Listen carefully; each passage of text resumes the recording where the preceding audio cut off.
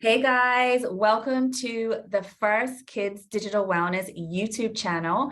I am Antonia Holder, the founder of Kids Digital Wellness and the inventor of the Digiroo case, which is a first of its kind height adjustable tablet case for kids designed to support kids' positive posture while on their tablet devices. I am so excited because today is the first series of what I'm calling the Digital DAC, where I get to sit down and speak with professionals and experts in the industry surrounding all things digital wellness for kids. And my first guest is a friend of mine and somebody who I went to from the very beginning when I was doing my own research before starting this business. And it's Miss Raina. Welcome, welcome, Raina. Hi guys, how's it going, Antonia?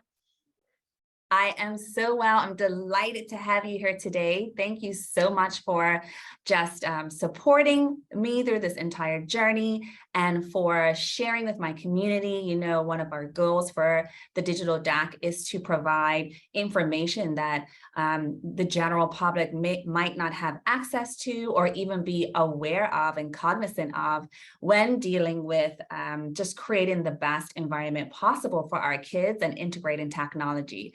So why don't we start by you sharing a little bit about who you are, what you do, maybe why you got into the field, and you're a mom of two, so you can chat a little bit about that if you like, and we'll go from there. All right, thank you. So guys, I've been a physiotherapist for now, I guess, 23 years, and it's been my passion since I was about 13 years old. So I focused more on sports and orthopedics. So that's kind of more of the muscles and the joints, and stiffnesses, postural issues, injuries from activities. And over the years, what I've just seen due to increased technology, more screen time, more time at the desk, just different injuries than I had before. So when Apple technology came out, I started noticing tendonitis in index fingers that I had never seen before in my profession. And then all of a sudden I started having high school girls come in with headaches and neck tension, obviously due to a variety of reasons, but definitely technology based, shoulder and neck issues. And then currently I've been seeing actually jaw issues. So my passion for kind of correcting posture has been through the whole 20 years or 20 plus years, I should say, of my profession. And I am giving constant information and education on good ergonomics, screen time management, workstation setup. And so when this opportunity approached to actually head up more of the kids and the youth's ergonomics and screen time as well as school time, this was a perfect way to tie into some of the things that I see on a daily matter. And some of the concerns I have with kids growing up with just increased technology and screen time. Wow, what a variety of practices that you're doing in the industry in physiotherapy, a lot of different aspects. I mean, I wouldn't even have thought that the jaw issue would be a physical impact of, you know, the technology and how it is influencing our bodies, not just our minds. So my goodness, thank you for sharing that. And do you want to share a little bit about your beautiful two sons? Yes, I just became a mother again for the second time 3 months ago. So I have a 7-year-old. He's a firecracker, busybody, super chatty like his mom, and loves to socialize. And I've got a nice little chubby 3-month-old, and he's great. And yeah, it's been fun. It's been an interesting couple of months being a mama too, as you know, and you've been through it already. Yes. It's wonderful though. I've always wanted to be a mom and very blessed to have two beautiful boys. So. Yes, and I echo those sentiments. It is definitely just one of those sometimes underrated blessings that we have if you don't take the moment to really think about the privilege of being a parent. And you know, we're responsible for shepherding our kids and helping to make sure that they have the best possible chance in life, and that really is a privilege. So I definitely feel you there, and I'm grateful to be a mom of a boy and a girl too, so I get the best of both worlds. Okay, two and done. That's it us. Okay, Raina, thank you. Let's jump into a little bit about what some of those physical impacts of tech that have on our children that you spoke about. And very early on, when we first started talking, you mentioned a great deal about the idea of ergonomics and what that meant. And it was during the pandemic, right? So there had been this heightened awareness for the need for us to have, it heightened the awareness of the lack of the ergonomics at home in particular, and then ways to help we needed to implement, off the cuff to support our kids' digital wellness. So you want to break that down for us, please? For sure. Yeah, pandemic really brought out a lot of those issues. Obviously, having work from home stations, not proper ergonomics, people working from their dining room tables, not having good chairs, good monitor heights, proper keyboards. So it was wonderful in some ways, more family time, more time to sit in your comfy pajamas and drink your cup of coffee as you worked.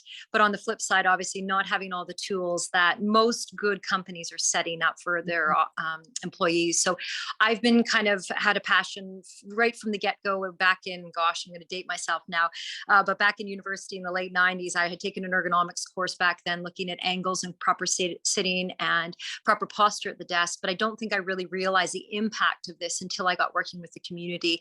And, since I started in school back when computers first got introduced mainstream, where you had the old dot matrix and the green screens and the number munchers, to probably even you, Antonio, what you went through in school, because you're a bit younger than I am. So technology has just exploded in the past 30, 40 years. Absolutely. We don't go probably an hour without looking at a screen as an adult, and even our kids nowadays, they have smart boards.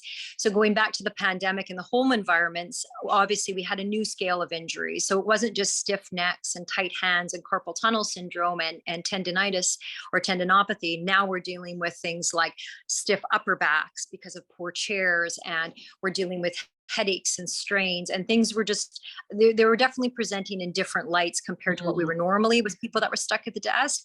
So it definitely had to switch gears and put on our thinking caps as medical professionals, and then doing exactly this, doing a teleconference meeting to say, hey, show me your setup at home and let's fix this. And I did a lot of that during lockdown periods. So just started to notice things that we can do at home, and products and things that we could use to aid in better ergonomics and better posture.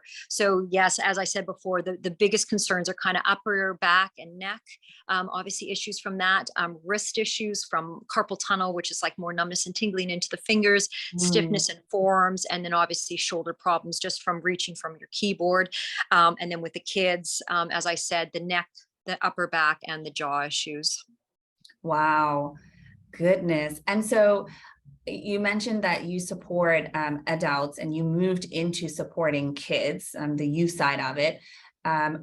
What age group would you say is the most common that you were started to see, post-pandemic?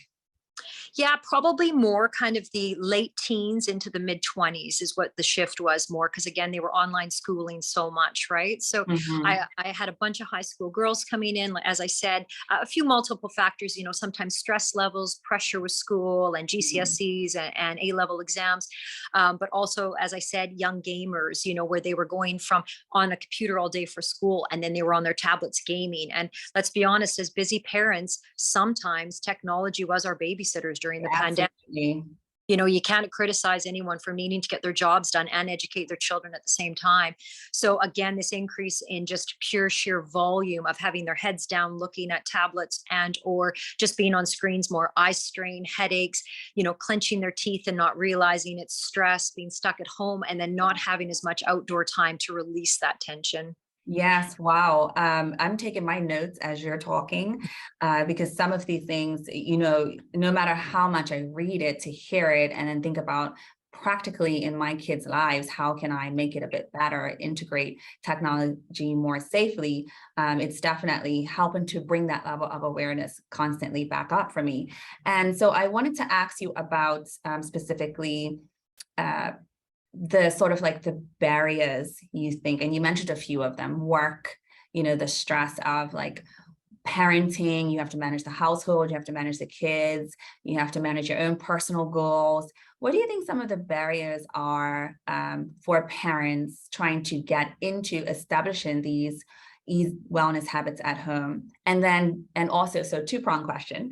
And do you think that it's just as important for a mom of a 2-year-old, 3-year-old, let's say, to be in tune with these implications of technology as it is important for parents of teenagers too? Because one comment that I've heard a few times in my community is, my child's young, so I don't need to worry about that yet. Yeah, I think you're right, Antonia. I think the earlier you can set these healthy habits, I think the better, because then you're not going to be dealing with your child that has had screen time for years and now trying to say, well, you can't do that. And they're like, well, mom, you've always let me do it this way. And I think it's easy to regulate when we know that 0 to 2 is the no. Screen time should be only, for communicating with family members. But after you hit that, let's be honest, and especially if you have an older child, it's even harder to keep your young ones away from tablets and TV, just because now the older one is using it. And how do you say, well, you can't have it, but your older brother can have it, or your older sister? Yep. So I think you're right. From the get-go, if you teach kids that screens are important for certain things like school and learning and education and interaction, and it is our way forward, we have to be honest. But kids, they're little sponges and they collect things really quickly. But if you start these habits and, incorporating breaks, incorporating screen restrictions, as well as, good ergonomics at home and at school, I think the foundation should be laid as early as we can. Excellent. Thank you for sharing that. And I believe that as well, because it's one thing for something to have been implemented in your life, a habit, let's say, that is sporadic. But when you talk about the constant use of technology, whether it's your handheld cell phone or your tablet for your child, if you think about compounded effects over a long period of time, those are the major challenges I think that we can help to prevent. So it's about taking a preventative approach to interacting with technology safely with our kids. Could you talk a little bit more about tendonitis and carpal tunnel, and in kids specifically, what are the flags for parents to pay attention to? Because even when I think about myself as an adult and I have sort of just a little tingling in my hand or pain from going like this on the keyboard, I dismiss it. It's like I feel the sensation, but I dismiss it and I don't do anything about it. So what are some of the things that we can look out for with our kids in that? Sure. I think with the wrist and the forearm problems, you're not going to see it in the younger generation as much. It's going to be an accumulation over time. And because those kids, or hopefully our children, are not on keyboards for 8, 10, 12 hours a day, inputting numbers or using mouse or mice, however you want to say it. I think that problem you might not see into the teenage years. But I have treated some high school students that have had hand issues where they have had numbness or tingling. So again, it's prolonged use and prolonged positions. So those goofy little gel pads that you put underneath your keyboard is actually, they're important. But I've been to many offices and, they'll have inches of these pads, which, I don't know if you can see, you don't want your wrist in this position. You want your wrist in a neutral or a slightly extended position to keep that area underneath the bones free and open so the nerves don't get compressed. So again, making sure you do things like yoga where you're putting your hands down on the mat and spreading your fingers and opening up, doing stretches. And really the key is those breaks during the day for your children, for you as an adult, for your teenagers, especially in study time, because they're studying and then they're jumping on their phone to text their friends, right? And so it's basically like, no, technology down, come out, let's go for a walk outside, let's just stretch. And the breaks for all of us, it doesn't matter if you're 3 years old or if you're 50 years old. I think the key is those breaks to get you out of those positions. So you're not tightening up the muscles, you're not compressing the nerves. And then it's the cumulative damage that causes the numbness and tingling. And like you said, don't brush it off, learn your stretches, move around, and then that way it won't become a long-term problem.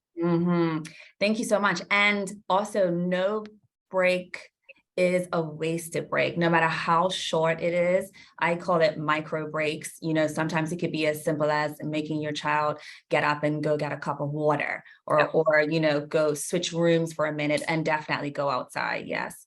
But no break is wasted. And how important would you say is exercises as let's say a preventative measure for the physical manifestations of TACNAC and carpal tunnel and tendonitis? Very important. It's 100%. And even as a hands-on physical therapist or as a massage therapist or a chiropractor, what we can do with our hands is great to help you, but it's the exercises that keep you in that good state. And so it's wonderful to get your muscles loosened up and get your joints moving and do all those things. But if you don't do your homework of your exercises, your stretches, and keep moving, then of course what we do is just a temporary effect. So it's really important to check your posture. And posture isn't about sitting, with the book on your head and not moving at all. It's moving in and out of postures all day as we would normally do if we were away from the desk. Exactly. Shaking your shoulders. Yeah. I tell my clients, drink too much, so you have to go to the bathroom. Get up and get a cup of water and track your cups of water. Like do your 8 cups and you have to check them off. Get up instead of just sending an email to your colleague that's right beside you, just get up and go talk to them. I know sometimes people say, oh, it throws you off your groove, but for both of you, it's good because maybe then you both stand and talk at that moment.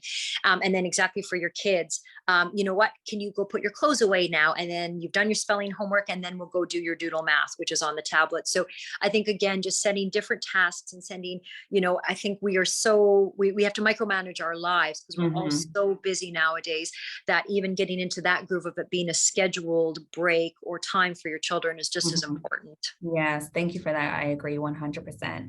As you were speaking, I was thinking about sort of the times that I am not, watching the screen time as much for the kids. And, I let them run, 2, 3 hours, 4 hours on and off on a weekend. I really do try to stick to 2 hours, Yep. but throughout the day, it could be a 90-minute movie here, a 30-minute game in there, a quick little YouTube in the car.